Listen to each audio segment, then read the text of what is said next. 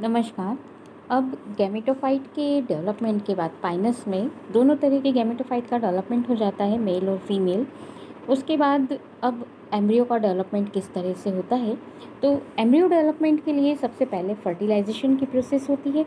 जैसा कि अभी हमने देखा था कि जब पोलन ट्यूब का फॉर्मेशन होता है, पोलन ट्यूब बनने के बाद उस पोलन ट्यूब के अंदर मतलब जो मेल गैमेटोफाइट बनता है, तो पोलन ट्यूब जब उस पे फीमेल गैमेटोफाइट के ऊपर उसके पोलन चैम्बर में गिरता है, आगे का डेवलपमेंट आधा डेवलपमेंट तो उसके माइक्रो स्पोरेंजिया में होता है और आधा डेवलपमेंट उसके पोलन चैम्बर पर होता है, जो फीमेल गैमेटोफाइट के पोलन चैम्बर पर गिरता है तब होता है। तो उस दौरान उसके अंदर एक ट्यूब न्यूक्लियस, एक स्टॉक न्यूक्लियस और दो मेल न्यूक्लियाई डेवलप हो जाते हैं, बन जाते हैं। अब मेल ये डेवलप होने के बाद पोलन के पॉलिनेशन के लिए, फर्टिलाइजेशन के लिए 1 वर्ष के बाद ही, पोलन बनने के 1 वर्ष के बाद ही तक पॉलिनेशन फर्टिलाइजेशन की क्रिया होती है। अब ये जो न्यूक्लियस बन जाते हैं, ये पोलन ट्यूब का शेष भाग फटने से, ये जब क्या होगा, पोलन ट्यूब धीरे धीरे नेक सेल्स को, जो आर्चिगोनिया की नेक सेल है उसके ऊपर दबाव डालती है और वहाँ से एक सेल की तरफ पहुँचती है। एक सेल के वहाँ पर पहुँचने से उसकी ये फर्टिलाइजेशन की प्रोसेस, जो एक सेल के वहाँ तक पहुँचने पर इसका आगे का भाग फट जाता है, शीर्ष भाग, और अंदर से इसकी जो अंतर वस्तुएँ हैं सारी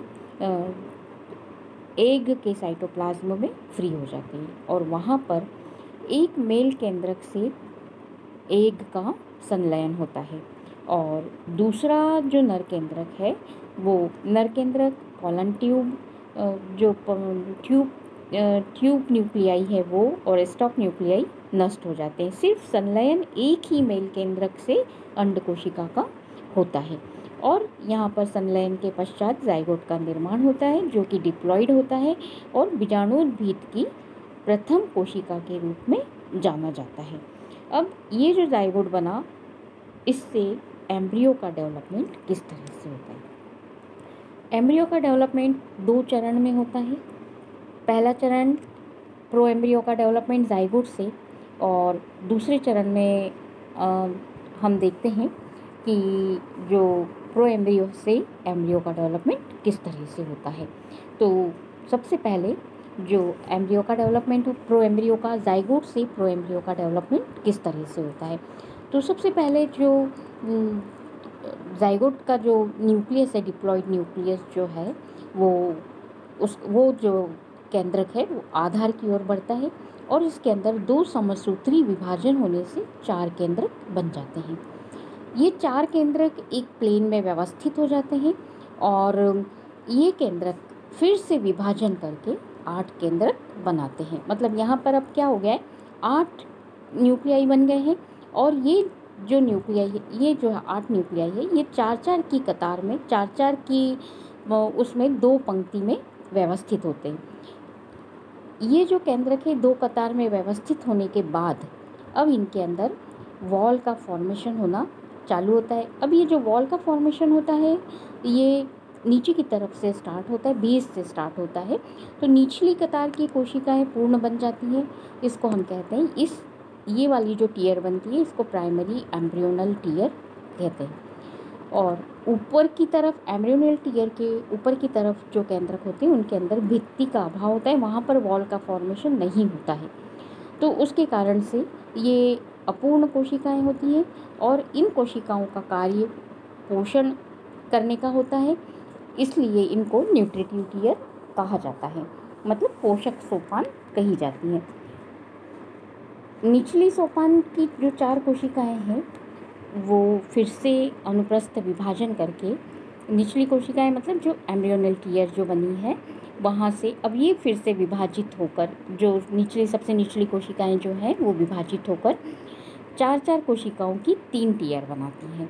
तो इस प्रकार से इस अवस्था में 4 टीयर का निर्माण हो जाता है, 4 सोपान का निर्माण हो जाता है। सबसे ऊपर जो होती है वो न्यूट्रिटी टीयर, उसके बाद रोजेट टीयर, सस्पेंसर टीयर और एम्ब्रियोनल टीयर। सस्पेंसर टीयर की कोशिकाएं दीर्घित होकर लंबी मतलब ऊपर बढ़ के दीर्घित हो जाती है और सस्पेंसर का निर्माण करती है, जो कि एम्ब्रियो को एम्ब्रियो सेक में अंदर की तरफ धकेलती है, जिससे कि वो पोषण का कार्य कर सके। तो ये एम्ब्रियोनल टीयर का कार्य यहाँ पर, और यहाँ पर जब एम्ब्रियोनल टीयर जो है चौथे नंबर पे, ये एम्ब्रियोनल टीयर, इसका कार्य होता है एम्ब्रियो को बनाना। रोजेट टीयर का काम होता है न्यूट्रिटिव टीयर से पोषक पदार्थों को लेकर आना और एम्ब्रियो और सस्पेंसर के बीच पोषक पदार्थों का संचरण करना। तो ये जो रोजेट टीयर है, ये वहाँ से एंडोस्पर्म से पोषक पदार्थ, मतलब जो न्यूट्रिटिव टीयर है वहाँ से पोषक पदार्थों को लेकर सस्पेंसर टीयर पर देता है और वहाँ से एम्ब्रियो के पास पोषक पदार्थ पहुँचते हैं। तो इस तरह से ये 4 टीयर का निर्माण हो जाता है। इसके बाद और ये प्रोएम्ब्रियो, ये वाला जो स्ट्रक्चर प्रोएम्ब्रियो कहलाता है। यहाँ पर डायग्राम में आप देख सकते हैं ये प्रोएम्ब्रियो का, ये सबसे पहले ये जो जाइगोट बना, ये फ्री न्यूक्लियाई बने 4। उसके बाद ये 4 न्यूक्लियाई यहाँ नीचे की तरफ अरेंज हुए बेस पर, और फिर इसके अंदर सबसे पहले नीचे ये सेल का निर्माण हुआ। अब ये जो नीचे वाली जो टीयर है, यहाँ पर फिर से डिवीज़न हुआ। ये ऊपर वाली जो है, यहाँ पर सेल का निर्माण नहीं होता है, ये अपूर्ण कोशिकाएं होती हैं, न्यूट्रिटिव टीयर कहलाती है। और ये नीचे की तरफ अब इनके अंदर फिर से विभाजन हुआ, ये 2 पंक्ति में अरेंज हो गए हैं, ये इस तरह से 2 पंक्तियों में, यहाँ पर फिर से डिवीज़न हुआ और इस तरह से ये यहाँ पर ये 4 टीयर में व्यवस्थित हो गए हैं। ये ओपन टीयर, फिर जो न्यूट्रिटिव टीयर है, फिर रोजेट टीयर उसके नीचे वाला, फिर उसके नीचे वाला जो है वो सस्पेंसर टीयर, और ये एम्ब्रियोनल टीयर। अब ये जो सस्पेंसर टीयर, ये एम्ब्रियोनल टीयर हो गया, और ये जो सस्पेंसर टीयर है ये इलोंगेटेड होता चला जाता है ऊपर की तरफ, और ये इस तरह से दीर्घित हो जाता है, ये सस्पेंसर टीयर। और ये फिर ऊपर की तरफ ये रोजेट टीयर, और ये जो रोजेट टीयर है ये न्यूट्रिटिव पदार्थों का एब्जॉर्ब करके ये सस्पेंसर के थ्रू यहाँ पर एम्ब्रियो को भेजने का कार्य करता है। तो इस तरह से ये एम्ब्रियोनल टीयर, अब ये एम्ब्रियोनल टीयर और ये सस्पेंसर, ये चारों टीयर इस तरह से यहाँ पर कार्य करते हैं, और ये 4 टीयर का इस तरह से यहाँ पर निर्माण होता है। अब ये जो एम्ब्रियोनल टीयर है, ये यहाँ पर अब इसके अंदर प्रो एम्ब्रियो से डेवलपमेंट एम्ब्रियो का कैसे होता है। तो जो सस्पेंसर टीयर की जो 4 कोशिकाएं वो दीर्घित होकर, और जो एम्ब्रियोनल सेल्स है इनको एंडोस्पर्म में गहरे धकेल देती है। अब एंडोस्पर्म का क्षेत्र छोटा होने के कारण जो सस्पेंसर कोशिकाएं हैं ये कुंडलित हो जाती हैं, और एम्ब्रियोनल टीयर की 4 कोशिकाओं के अनुप्रस्थ विभाजन से एक अतिरिक्त टीयर का निर्माण होता है, जिसको हम कहते हैं सेकेंडरी सस्पेंसर। जो प्राइमरी सस्पेंसर है कुंडलित हो गया, फिर एक और टीयर का निर्माण हुआ उसकी अनुप्रस्थ विभाजन से कोशिकाओं का, और जिसको हम कह रहे हैं कि सेकेंडरी सस्पेंसर। अब एम्ब्रियोनल टीयर की जो 4 कोशिकाएं हैं एक दूसरे से अलग होकर स्वतंत्र रूप से प्रत्येक कोशिका एक एम्ब्रियो बनाती है। इस तरह से 4 स्वतंत्र एम्ब्रियो का निर्माण हो जाता है। ये यहाँ पर डायग्राम में आप देख सकते हैं, ये इस तरह से ये यहाँ पर ये एम्ब्रियोनल टीयर की कोशिकाएं, ये चार फ्री, ये 4 स्वतंत्र एम्ब्रियो का निर्माण हो गया है यहाँ पर। अब पाइनस में जो जाइगोट से 4 एम्ब्रियो बनते हैं, इनमें एक से अधिक बनने की जो घटना है, मतलब एक जाइगोट से 4 एम्ब्रियो के निर्माण की जो प्रक्रिया है, 4 एम्ब्रियो का निर्माण हुआ, तो इसको हम कहते हैं पॉली एम्ब्रियोनी। और एक ही जाइगोट के विभाजन से, यहाँ पर जाइगोट एक ही है और 4 एम्ब्रियो का निर्माण हो रहा है, तो इस तरह के एम्ब्रियो के पॉली एम्ब्रियोनी जो है वो कहलाती है क्लीवेज पॉली एम्ब्रियोनी। पाइनस में रोजेट टीयर से भी एम्ब्रियो का डेवलपमेंट हो जाता है, तो उसको हम कहते हैं रोजेट पॉलीएम्ब्रियोनी। पाइनस में पॉलीएम्ब्रियोनी होती है, इसके मतलब कई सारे एम्ब्रियो का निर्माण होता है, यहाँ पर एक से अधिक एम्ब्रियो का निर्माण होता है, उसको हम पॉलीएम्ब्रियोनी कहते हैं। और क्लीवेज पॉलीएम्ब्रियोनी, रोजेट पॉलीएम्ब्रियोनी यहाँ पर पाइनस में हमको दिखाई देती है। अब ये जो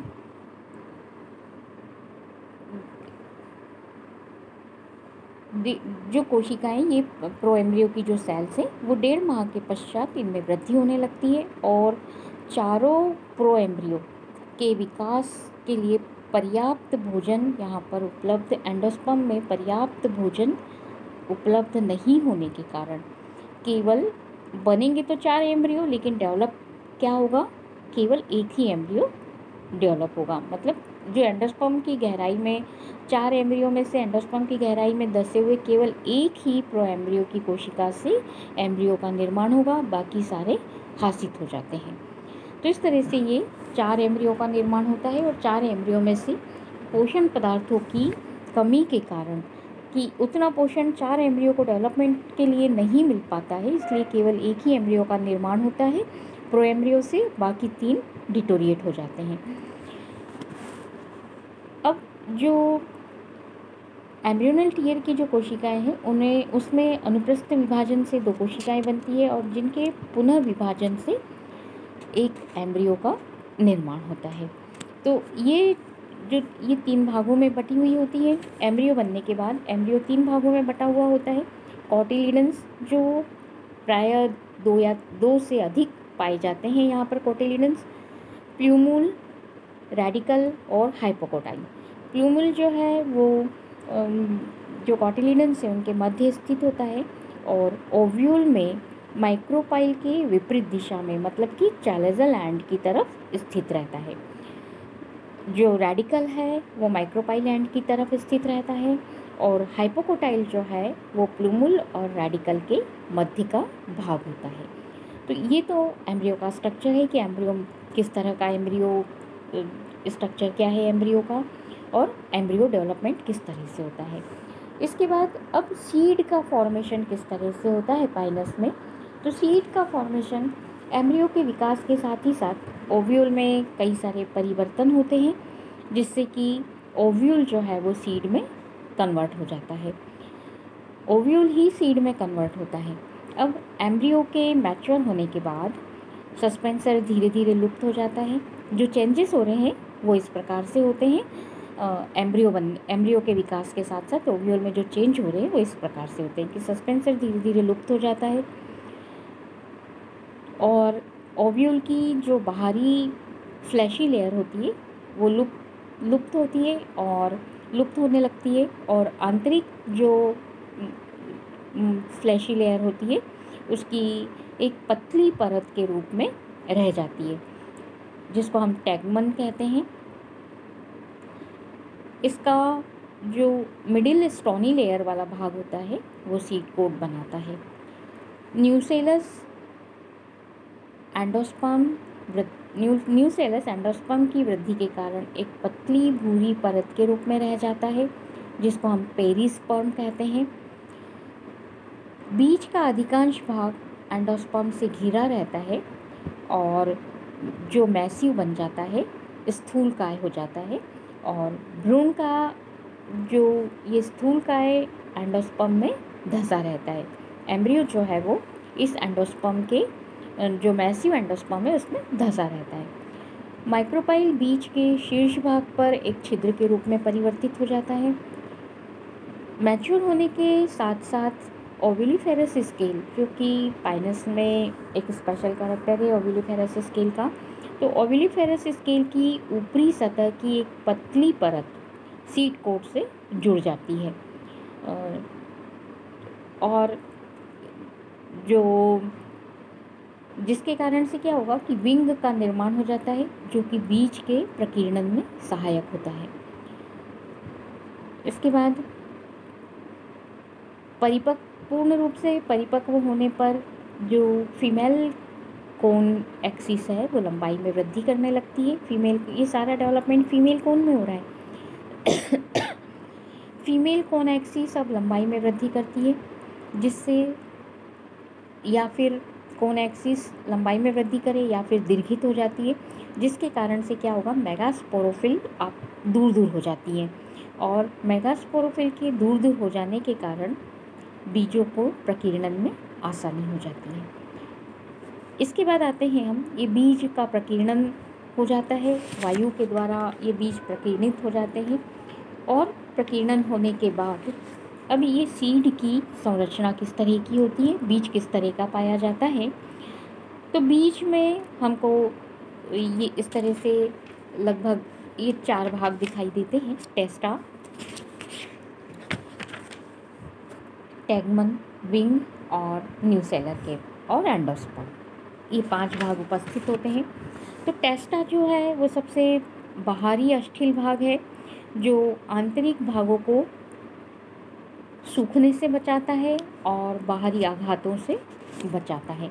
ये यहाँ पर डायग्राम में आप देख सकते हैं, ये जो है टेस्टा बाहरी भाग है, उसके अंदर वाली जो लेयर है जो टैगमन कहलाती है, जो कि जो आंतरिक लेयर जो होती है ओव्यूल की, वो है टैगमन का निर्माण करती है। फिर न्यूसेलस, ये वाला सारा पोर्शन न्यूसेलस कहलाता है, पेरिस्पर्म के रूप में रहता है। फिर ये सस्पेंसर जो रिड्यूस्ड हो गया है। फिर ये जो भाग है बाकी का, ये जो है ये सारा एंडोस्पर्म होता है। फिर एंडोस्पर्म के बाद ये यहाँ पर ये इस तरह से ये जो ब्लैक स्ट्रक्चर है ये रेडिकल कहलाता है। रेडिकल के बाद नीचे की तरफ यहाँ पर ये हाइपोकोटाइल, और उसके बाद ये जो है ये कोटिलीडन्स कहलाते हैं। तो ये यदि ऐसे व्यू हम इसका देखें, एलएस यदि देखें, तो ये इस तरह से हमको इसका टेस्टा का भाग दिखाई देता है, ये बाहर वाला ये सारा टेस्टा का भाग दिखाई देता है। ये ओव्यूलिफेरस स्केल, जो कि स्पोरेंजिया में मेगास्पोरोफिल के अंदर जो ओव्यूलिफेरस स्केल पाई जाती है, जो कि विंग के रूप में परिवर्तित हो जाती है बाद में, जो विंग के निर्माण में भाग लेती है, वो ओव्यूलिफेरस स्केल है। इसके बाद जो टैगमन, टेस्टा के अंदर वाला जो भाग होता है पतला भूरा होता है, इसको हम अंतःचोल या टैगमन कहते हैं, और इसका कार्य एंडोस्पर्म को ढक के रखने का होता है। इसके बाद अंदर की तरफ का भाग जो है वो विंग कहलाता है, जो कि टेस्टा के बाहर एक ब्राउन झिल्लीनुमा संरचना पाई जाती है, जिसको विंग कहते हैं। न्यूसेलर के माइक्रोपाइलर एंड की तरफ स्थित होती है और न्यूसेलस के शेष भाग को ढके हुए रहती है। जो न्यूसेलस का जो शेष भाग है वो न्यूसेलर केप कहलाता है और पोषण प्रदान करने का काम करता है ये एम्ब्रियो को। एंडोस्पर्म जो है वो टैगमन के अंदर स्थित होता है और जिसके बीच में एम्ब्रियो स्थित रहता है।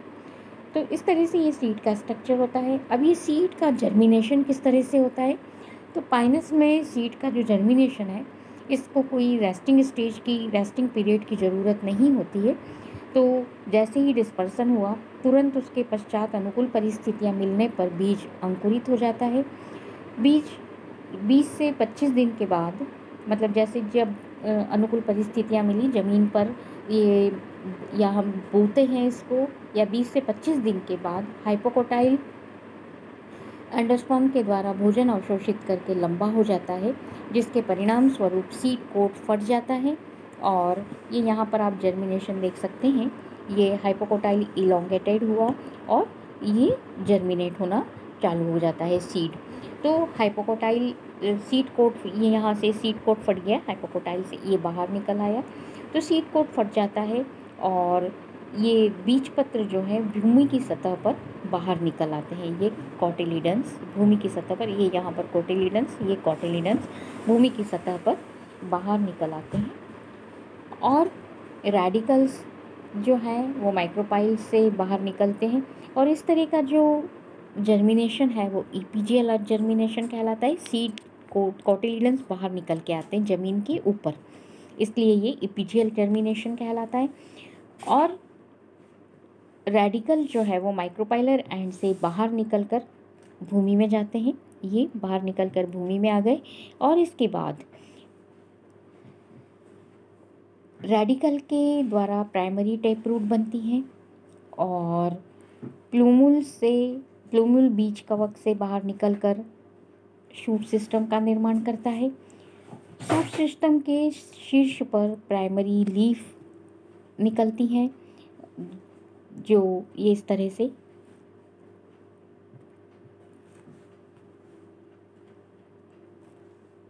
ये प्राइमरी लीव्स निकलती हैं प्राइमोर्डिया के रूप में। फिर ये इस तरह से ये लीफ शूट सिस्टम से शीर्ष भाग पर ये प्राइमरी पर्ण निकलती है और ये सर्पिल स्पाइरल क्रम में अरेंज होती हैं ये लीव्स।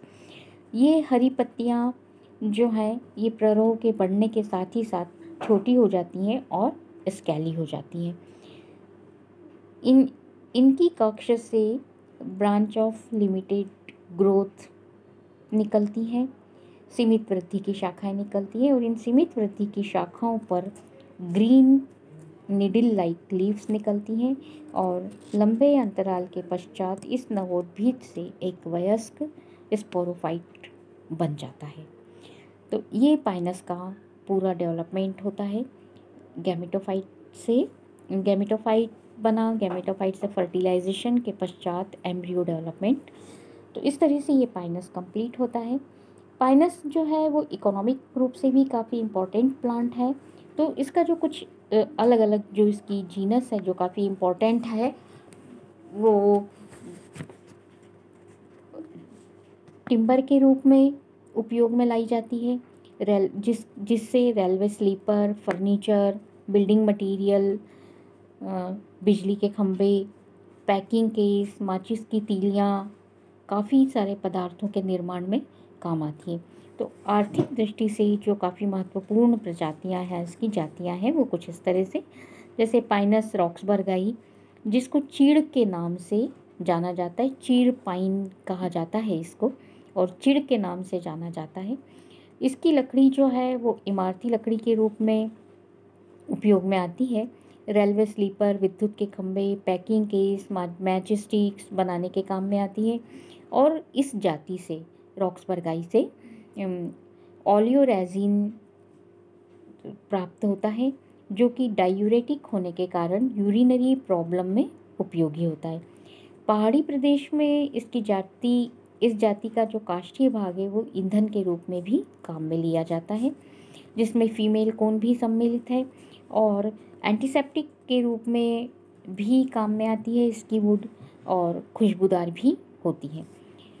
पाइनस वेल्विचियाना ये जाति प्रमुख रूप से इमारती लकड़ी के रूप में उपयोग में लाई जाती है। इससे railway sleeper, packing case, match sticks, furniture बनाने के काम में आती है।